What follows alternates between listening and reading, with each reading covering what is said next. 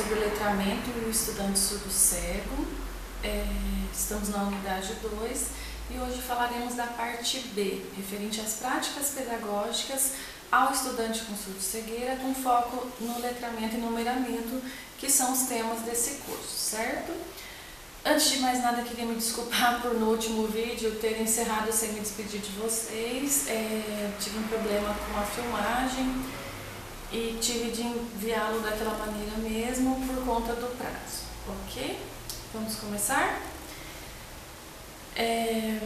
A gente já conversou um pouquinho sobre os níveis e formas de comunicação da pessoa com surdo-cegueira. Sabendo-se disso, e também das formas que ela tem, dos recursos que ela tem sensoriais para acessar o mundo, quais recursos pedagógicos a gente pode utilizar para possibilitar a esse público acesso ao conteúdo acadêmico, sobretudo em relação às habilidades necessárias ao letramento e ao numeramento?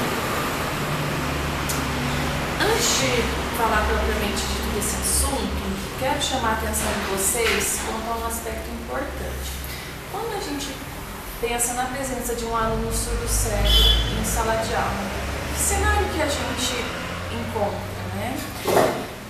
Uma pessoa que vai necessitar de um suporte constante para mediar a comunicação dele, mas não só a comunicação, porque não diz respeito somente a mediar o contato dele, a tradução da informação do professor, fazer essa interpretação, mas também de mediar o acesso dele a toda a informação do ambiente, porque além dele estar desprovido da informação visual, auditiva, ele também vai estar da visual. Então, ele vai precisar de um mediador em sala de aula que é nomeado guia-intérprete, que tem como papel guiar, interpretar e mediar a comunicação deste educando. Isso é previsto na política educacional. E aí a gente, sabendo disso, então agora a gente vai falar um pouquinho quais são os suportes possíveis de serem utilizados então em sala de aula com esse mediador, com o suporte desse mediador. Quando a gente fala em recurso pedagógico, o que vocês pensam?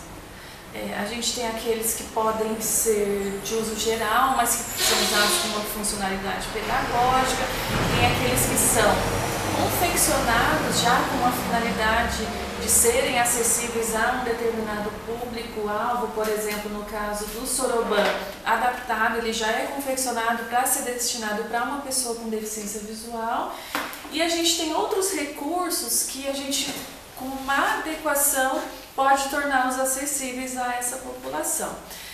E é importante a gente considerar alguns critérios para implementar esse recurso para o aluno com surdo-cegueira. E aí eu trago para vocês, no quadro 1, critérios para a implementação de recursos pedagógicos para pessoas com deficiência visual dos autores. Cerqueira e Ferreira, 1996. Por que, Vanessa, para a pessoa com deficiência visual?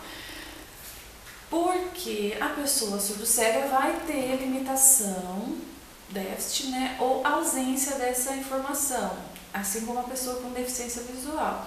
Então, esses critérios também podem ser utilizados quando a gente pensa na adequação de recursos para a pessoa surdo-cega, ok?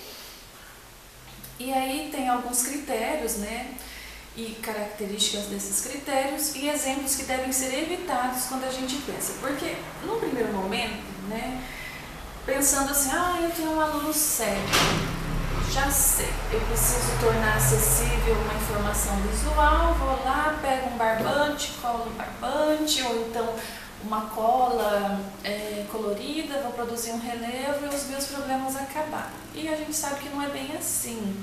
A gente tem que ter alguns cuidados para não gerar equívocos conceituais nesse aluno. Porque a mera transposição de algo que é para ser visualmente acessível, eu achar que eu contornando tatilmente, fazendo um contorno tátil daquela imagem, ela vai ser acessível? Não vai. Então a gente tem que ter alguns critérios aí para tornar esse material de fato usual e acessível ao aluno que não tem acesso à informação visual.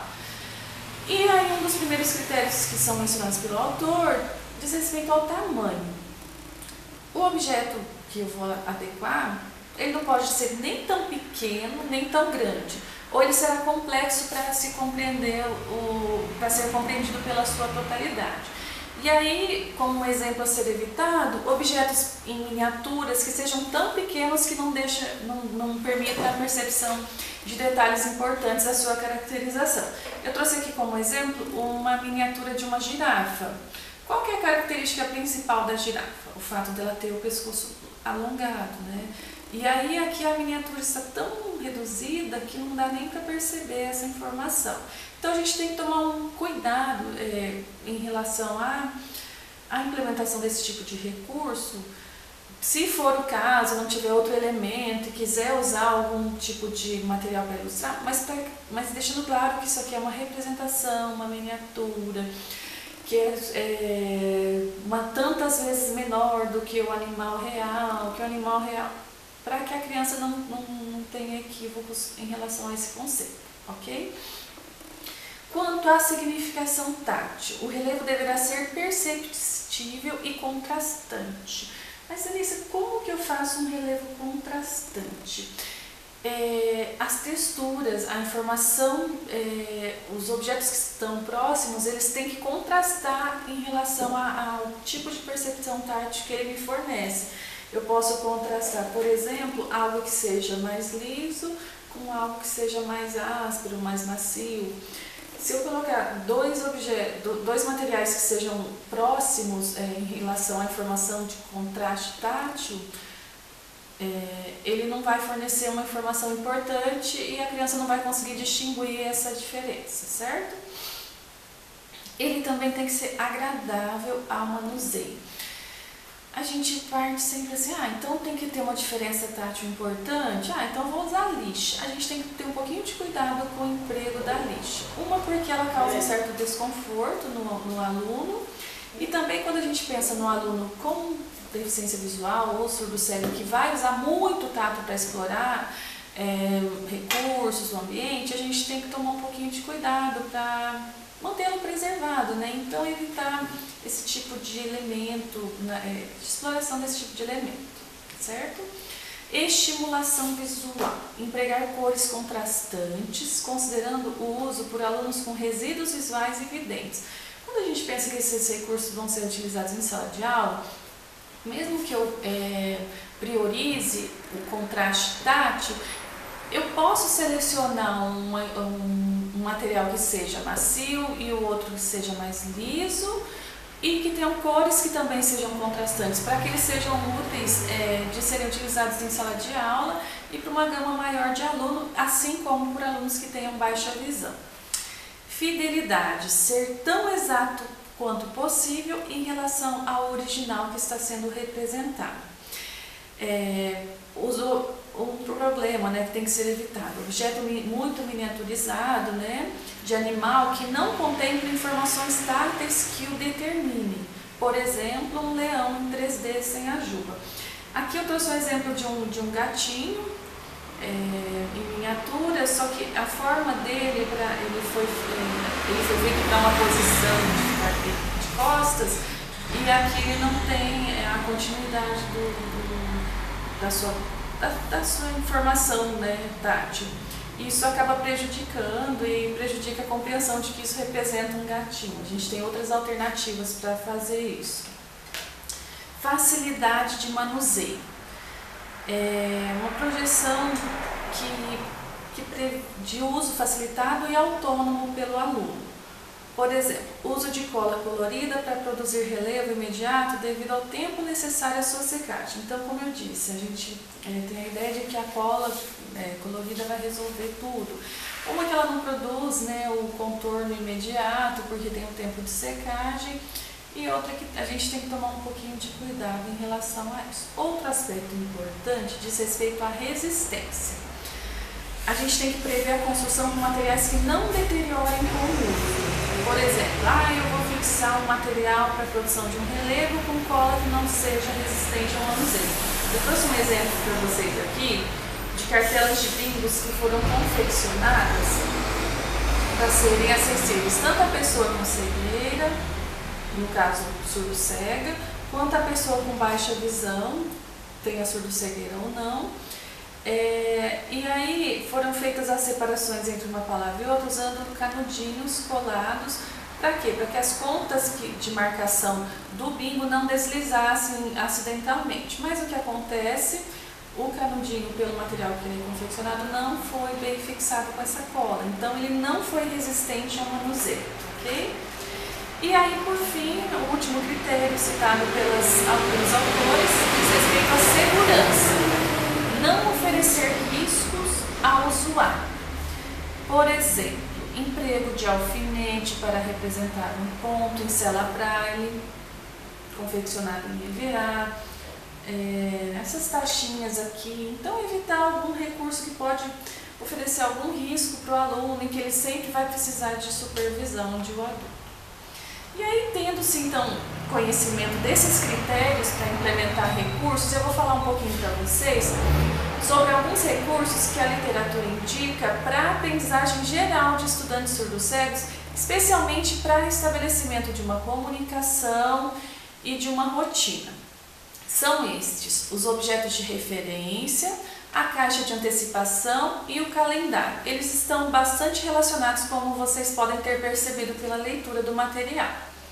E aí, depois de falar deles, eu vou falar de alguns recursos mais específicos ao letramento e numeramento, mas vocês vão perceber que já quando falarmos de objetos de referência, caixa de antecipação ou do calendário, a gente já vai abordar um pouquinho essa questão do letramento, que pode ser inserida a qualquer momento, ok?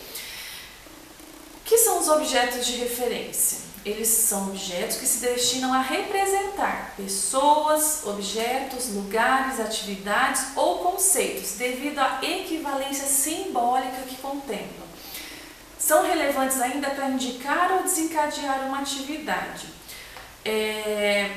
Como exemplo de objeto de referência, eu posso ter uma xícara, uma caneca, entregue ao aluno quando ele for sair da sala de aula, para indicar a ele que ele vai até o refeitório, que esse é o momento dele ir até o refeitório. Então, possui uma equivalência com a atividade que ele vai realizar.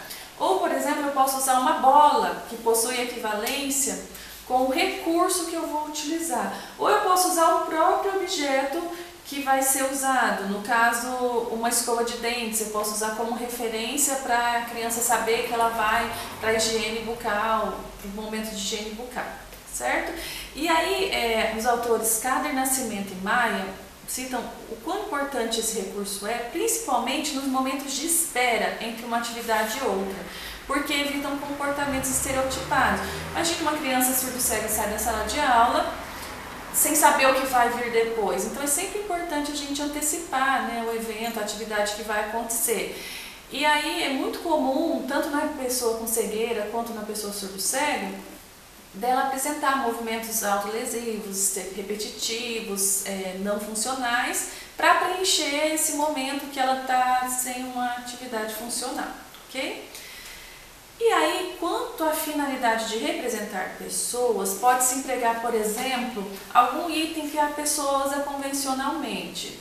Vamos supor, eu uso esse anel com muita frequência. Eu posso criar uma placa em que um anel semelhante seja colado, e aí esse mesmo recurso é usado por mim, então a criança vai saber que aquela plaquinha me representa, certo? Então vamos lá. E aí, para informar quais atividades, para começar, né, essa noção de sequência de atividades, de alinhamento, o que eu posso fazer? Eu posso dispor na mesa do meu aluno os objetos reais ou representativos que possuam correspondência com as tarefas previstas para aquele dia. E aí os autores Bosco, Mesquita e Maia citam, por exemplo, naquele dia o aluno vai ter orientação à mobilidade, o horário do lanche, da higiene bucal e da recreação. Então eu posso deixar disposto na mesa dele um boné indicando a orientação à mobilidade, a xícara indicando a hora do lanche, a escova e creme dental, a higiene bucal, e a bola de plástico informando então sobre a recreação. Ainda assim uma sistemática muito organizada. E aí, com o propósito já de estimular a familiarização da criança com a escrita, eu já posso nesse momento fixar esses objetos em cartões construídos tanto com papelão, placa de madeira ou papel cartão. Posso plastificá-lo antes ou não. É importante talvez plastificar devido à durabilidade. E aí eu vou acrescentar um texto nomeativo em braille ou em tinta de acordo com a percepção visual desse aluno, para que ele já comece a se familiarizar então com esse recurso. Então, por exemplo, nesse caso aqui, eu poderia, ao inserir o anel, né, que me representa, inserir o meu nome aqui, professora Vanessa, em braille ou escrita ampliada ou até mesmo nos dois. Aqui nesse caso a gente vê que o fundo é amarelo, então eu posso fazer uma escrita com fonte ampliada na cor preta, que vai ficar um contraste interessante. Então a criança já, mesmo que ela ainda não saiba ler, ela já vai começando a fazer uma relação, a refletir sobre isso, certo? Na apostila de vocês, terão acesso a uma imagem, a figura 1, um cartão indicativo da atividade ida ao banheiro, com texto ampliado e em contraste. E aí o objeto de referência é um papel higiênico, um rolo de papel higiênico. E aí alguns autores sinalizam qual seria então esse processo de implementação, quais são as etapas. Eu já começo com o objeto real, eu posso usar o objeto miniaturizado logo de cara. Então é indicado que primeiro comece usando os objetos reais. Por exemplo, eu vou usar o boné representando que eu vou passear no parque. Depois eu posso começar a usar objetos que fazem parte da atividade, como no exemplo citado. Então eu uso a caneca, que faz parte da atividade café da manhã. Ela não é o café da manhã, mas ela faz parte. Depois eu posso começar a usar parte do objeto representando o todo. Eu posso usar, por exemplo, uma tampinha de garrafa representando, fazendo referência a beber água, sem a necessidade de entregar para a criança uma garrafa toda vez que ela for. Então, qual que é a função? Economizar recurso e tornar cada vez mais abstrato até a inserção de um sistema de escrita. E aí, por fim, objetos miniaturizados ou representações semelhantes do objeto real. Aqui, por exemplo, uma cadeira em miniatura informando sobre a sala das mães. E aí, dando continuidade, considerando então a importância de se antecipar eventos e atividades cotidianas à criança surdo-cega, mencionada também por Van Dink, especialmente quando ela ainda não tem uma forma de comunicação. Por quê? Vamos supor nesse exemplo que eu dei para vocês. A criança sai para o intervalo e ela tem que ir até o refeitório e ela ainda não tem essa comunicação estabelecida para eu poder chegar para ela e falar, olha, por meio das formas de comunicação, que a próxima atividade vai ser o café. E aí é importante então eu sempre antecipar. E aí a gente tem um outro recurso, além dos objetos de referência isolados, que são as caixas de antecipação. Com tal recurso, viabiliza-se o estabelecimento de uma rotina de aprendizagem, assim como a ampliação da compreensão de que aquele objeto de referência emprega-se a representação de eventos e atividades. Então, antes eu tinha os objetos isolados, eu até podia dispô-los na mesa do aluno, mas agora eu tenho um espaço para sistematizá-los, para que o aluno saiba o que vai acontecer naquele momento, naquela atividade, naquele dia de trabalho. E aí eu posso confeccionar essa caixa, por exemplo, com uma caixa de sapatos, encapar o interior e o exterior com um material que seja tatilmente agradável para o aluno, que seja de preferência dele. Posso também utilizar algum recurso que o indique, por exemplo, no texto eu cito uma fita de cetim, porque esse aluno sempre está com uma fita de cetim no cabelo, é só uma hipótese. E aí, quanto ao seu uso, acaba sendo um recurso pessoal. Então, eu posso usá-lo em sala de aula, a mãe pode levar para casa. Por exemplo, em casa, na apostila eu cito que no turno da noite eu posso inserir os objetos de referência reais ou representativos correspondentes às tarefas que a criança tem que fazer antes de dormir. Então, é importante o uso constante desse recurso para que ele se torne de fato funcional para a tarefa de comunicação. E aí, assim como os objetos de referências isolados, né, como a gente mencionou, as próprias caixas de antecipação, com os objetos que estão no seu interior, podem também ser acompanhados do seu referente escrito. E aí, a partir do momento que a criança surdo-cega domina uma forma de comunicação escrita, seja o braille ou a tinta ampliada, é viável não só acompanhar o referente escrito, mas eu posso substituir o objeto de referência pelo textual. Então, na caixa de antecipação, ao invés de eu colocar uma caneca, eu posso depois substituir por um miniaturizado ou por parte dela, e aí depois, numa etapa posterior, pela palavra escrita num cartão, e ela já vai ter essa questão da antecipação, que é a função da caixa, certo? E aí, com base nos mesmos pressupostos de aprendizagem dos objetos de referência e da caixa de antecipação, a gente tem os calendários.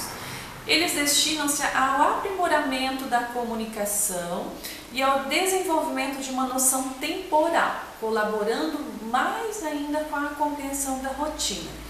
Eles são usados para representar ações em futuro imediato, por meio de uma organização sequencial dos objetos de referência, com um funcionamento similar a uma agenda para uma pessoa adulta. Aí eu trago um acróstico da palavra calendário, em que são apresentados os seus objetivos, vocês vão ter acesso por meio do material. E aí cada nascimento fala, né, de como deve se dar a construção e introdução desse calendário, sendo importante usar objetos de referência referentes a uma atividade inicialmente, para depois vincular a outra. Os objetos devem possuir inicialmente uma correspondência direta, sendo só depois substituídos por elementos mais abstratos, como partes dos objetos, redução, simplificação, como a gente já viu no processo em relação à caixa de antecipação e aos objetos de referência isolados. A organização dos objetos no calendário, a organização deve pressupor uma distinção tátil também e visual, como a gente, né, já mencionou em relação aos outros recursos. E aí pode se dar tanto em caixas com divisórias, prateleiras, seguindo sempre ou varal. Eu posso usar um varal e pegar, né, os objetos de referência inicialmente e seguindo sempre a sequência de realização das atividades. E aí, como que vai se dar o uso dessa estratégia? O mediador deve conduzir a criança surdo-cega a explorar tatilmente o calendário e os seus objetos de referência. Então, ela vai saber tudo que possui naquele calendário, saber todas as atividades que eu vou ter naquele dia, qual é a sequência delas. E aí é importante também que esse mediador estimule essa criança a nomear com o uso da forma que ele tem para se comunicar quando for o caso. Aí a criança pode ir lá, pegar o objeto de referência, seguir até o local de realização da atividade. Por exemplo, o objeto de referência daquele momento vai ser a escova e o creme dental. Então eu pego esse objeto, sigo até o local de escovação e lá eu tenho um espaço, aqui também falo sobre isso, um local para depositar os objetos de referência do calendário quando a atividade for concluída, certo? Na figura 3 tem um exemplo de calendário tipo prateleira para vocês visualizarem. E aí, então, tendo conhecido os usos dos objetos de referência, da caixa de antecipação e do calendário, a gente vai falar um pouquinho sobre alguns recursos e estratégias ao processo de letramento e numeramento do estudante surdo-cego. O que acaba sendo um facilitador e promotor da habilidade necessária ao domínio da leitura e da escrita e do numeramento pela criança surdo-cega? Ela já incorpora para a criança vidente, a criança vidente ela já incorpora de modo assistemático e até incidental hábitos de leitura e escrita, diferente da criança surdo-cega, porque ela tem prejuízos no acesso à informação visual. E a escrita, convencionalmente, ela acaba sendo visual. Então, quando a gente chamo vocês novamente àquela reflexão, né? Então, vocês saem à rua, eu gostaria que vocês prestassem atenção a quantas informações visuais vocês vão ter acesso. Em loja, em cartazes, placas de trânsito, informações visuais escritas. E aí também eu gostaria que vocês prestassem atenção a quantos elementos vocês vão identificar no contexto de vocês que estejam em braille ou que estejam com fonte ampliada e em contraste. Vocês vão ter uma ideia de quão prejudicado é o acesso incidental a esse recurso para uma pessoa, o recurso da escrita, para uma pessoa que esteja desprovida ou que tenha prejuízo na obtenção de informações visuais. Desse modo que a gente vê que a escrita braille ou em tinta ampliada não faz parte do cotidiano da criança surdo-cega como um objeto socialmente estabelecido, diferente da criança vidente.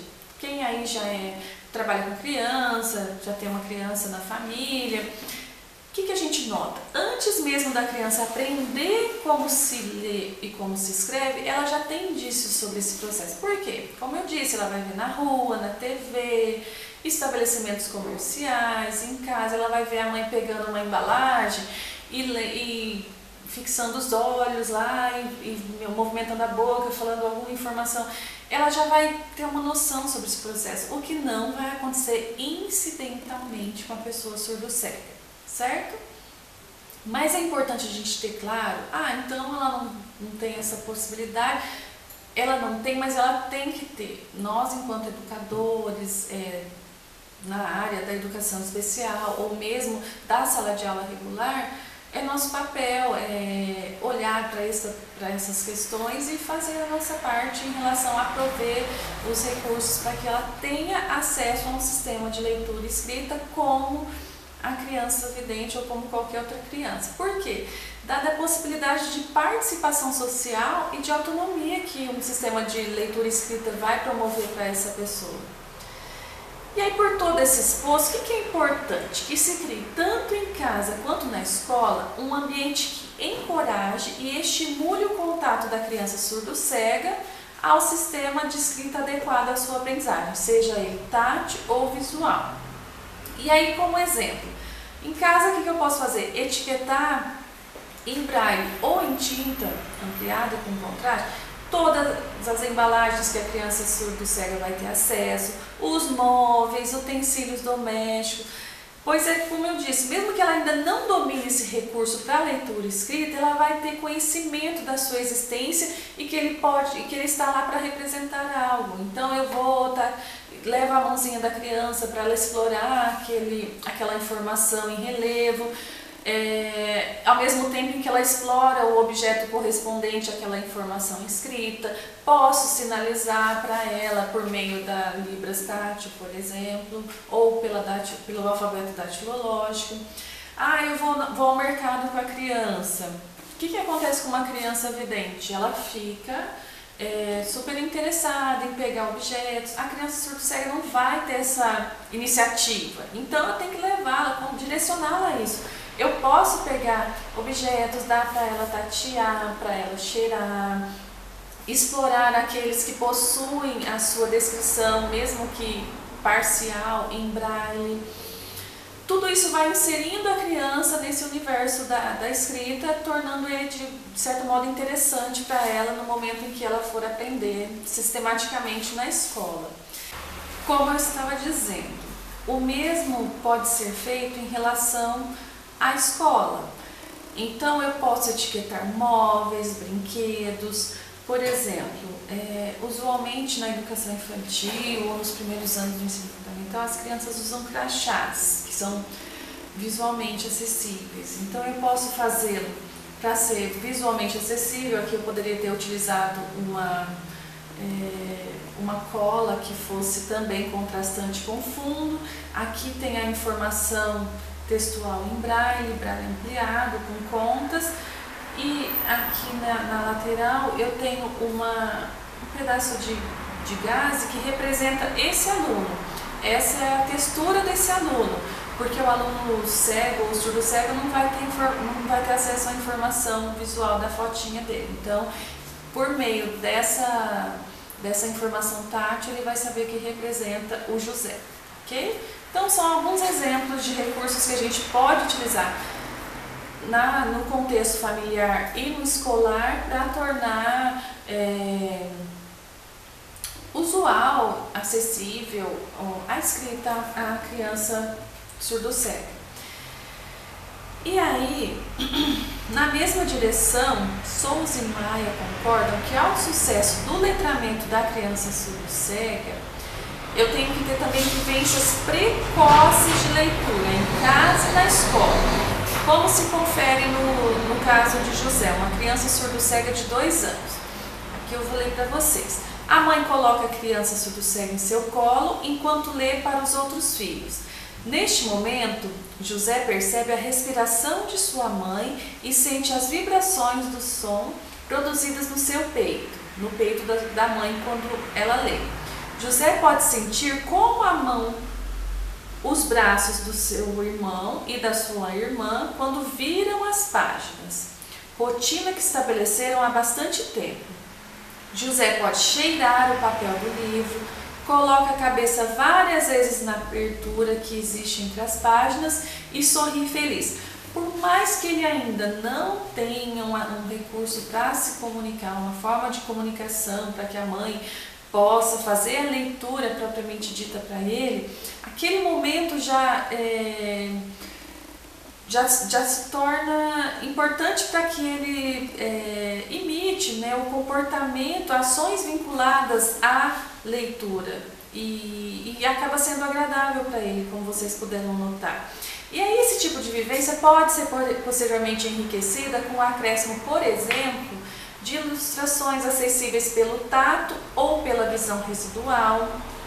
Então, eu tenho lá uma ilustração no livro, eu posso fazer uma texturização daquela ilustração, utilizar algum objeto que represente, para que a criança interaja mais e torne mais interessante esse ato.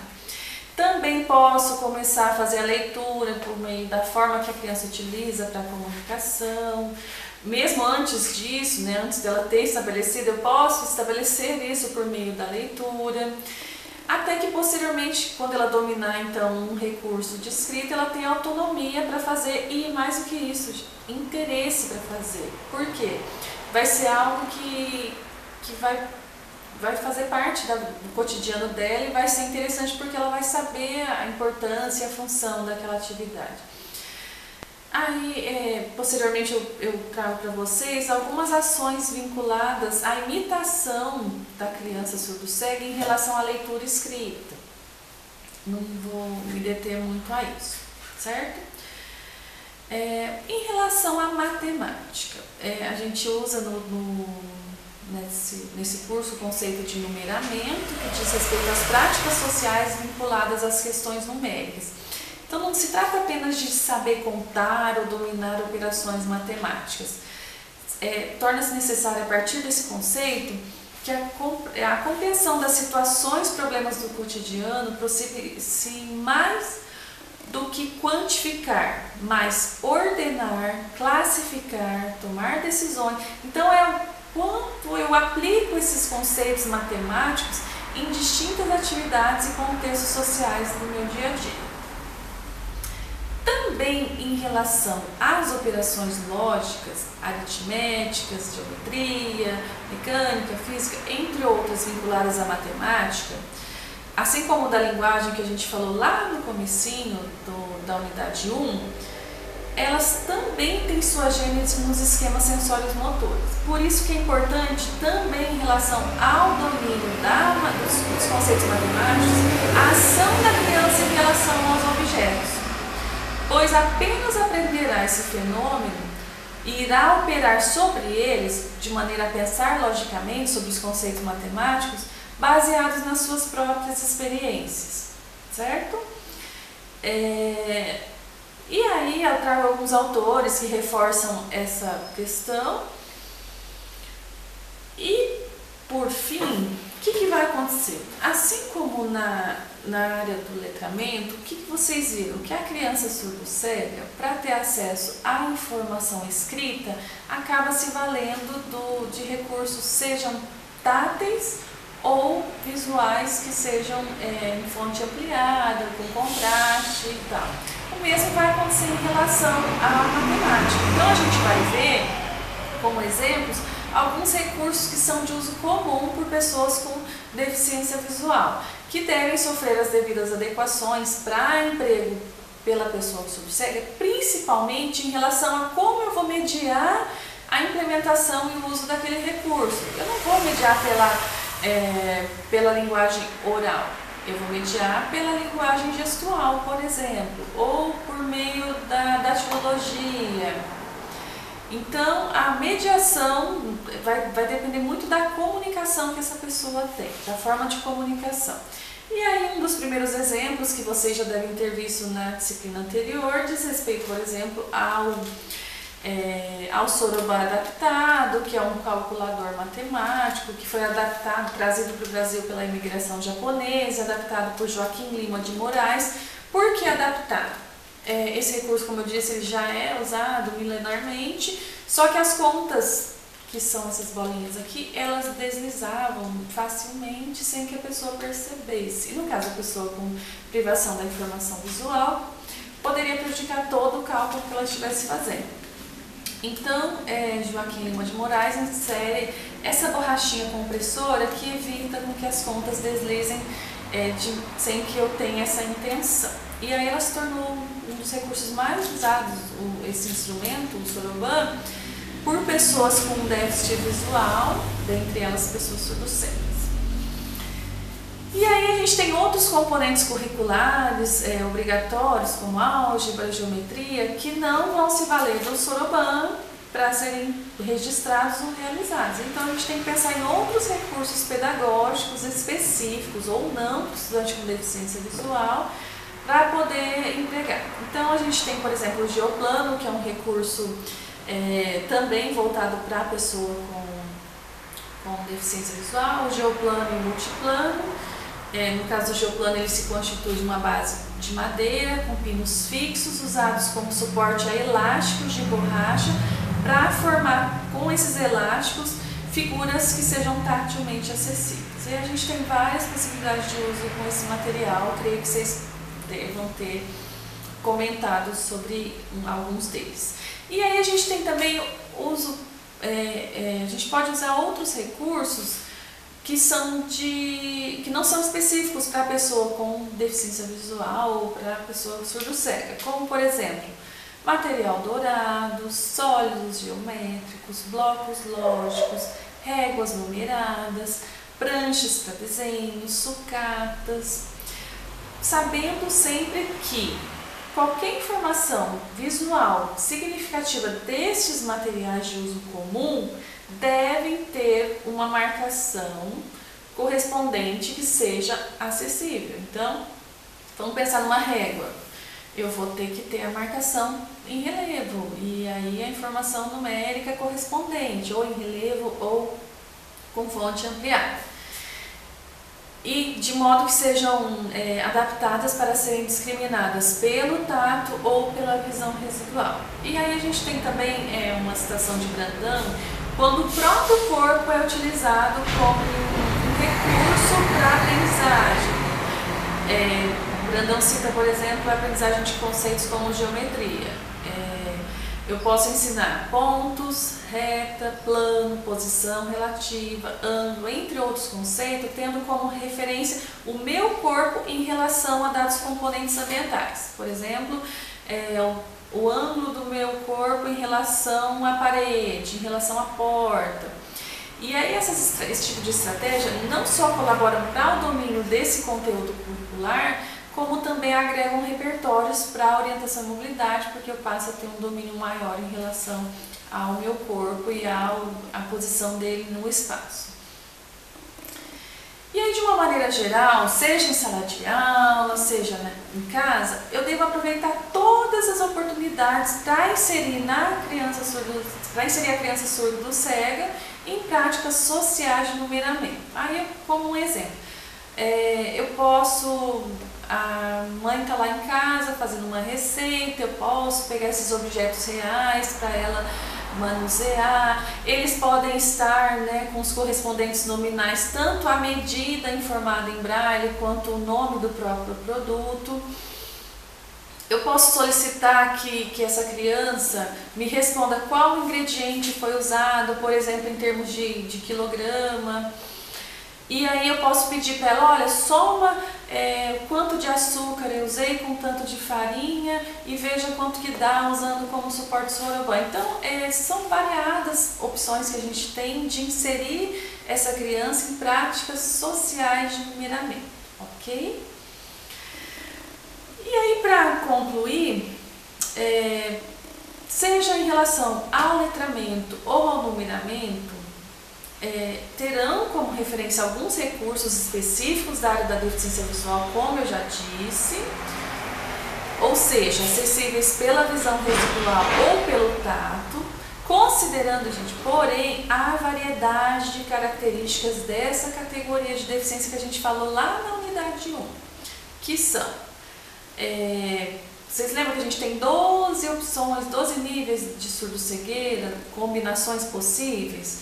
Nós temos também as particularidades do desenvolvimento da comunicação que Van Dijk mostrou pra gente, assim como as infinidade de formas de comunicação receptiva e ou expressiva, para eu poder ter essa mediação pedagógica, ok?